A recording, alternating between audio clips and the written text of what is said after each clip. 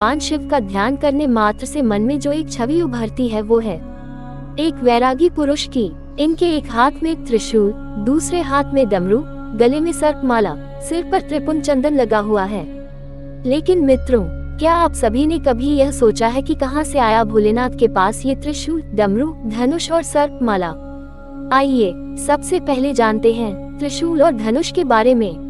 मित्रों, ऐसी ही पौराणिक कथाओं और जानकारियों के लिए अभी चैनल को सब्सक्राइब कर लीजिए, साथ ही नोटिफिकेशंस के लिए बेल आइकॉन क्लिक करना मत भूलिए। शिव जी का त्रिशूल और धनुष। भगवान शिव सर्वश्रेष्ठ सभी प्रकार के अस्त्र शस्त्रों के ज्ञाता हैं, लेकिन पौराणिक कथाओं में इनके दो प्रमुख अस्त्रों का जिक्र आता है, एक धनुष और दूसरा त्रिशूल।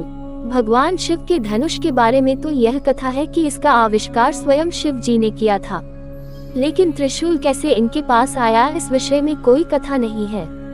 माना जाता है कि सृष्टि के आरंभ में ब्रह्मनाथ से जब शिव प्रकट हुए तो साथ ही रज, तम, सत यह तीनों गुण भी प्रकट हुए। यही तीनों गुण शिव जी के तीन शूल यानी त्रिशूल बने। इनके बीच सामंजस्य बनाए बगैर सृष्टि का संचालन कठिन था, इसलिए शिव ने त्रिशूल रूप में इन तीनों गुणों को अपने हाथों में धारण किया। शिव के हाथों में डमरू। भगवान शिव के हाथों में डमरू आने की कहानी बड़ी ही रोचक है। सृष्टि के आरंभ में जब देवी सरस्वती प्रकट हुई, तब देवी ने अपनी वीणा के स्वर से सृष्टि में ध्वनि को जन्म दिया, लेकिन यह ध्वनि सुर और संगीत विहीन थी। उस समय भगवान शिव ने नृत्य करते हुए 14 बार डमरू बजाए और इस ध्वनि से व्याकरण और संगीत के छंद, ताल का जन्म हुआ।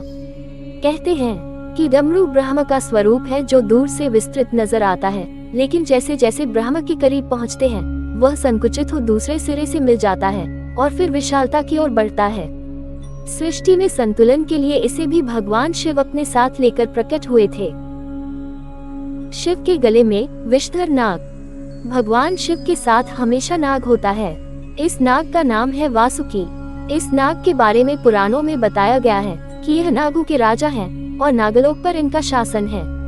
सागर मंथन के समय इन्होंने रस्सी का काम किया था जिससे सागर को मथा गया था। कहते हैं कि वासुकी नाग शिव के परम भक्त थे। इनकी भक्ति से प्रसन्न होकर शिव जी ने इन्हें नागलोक का राजा बना दिया और साथ ही अपने गले में आभूषण की भांति लिपटे रहने का वरदान दिया। शिव के सिर पर चंद्र।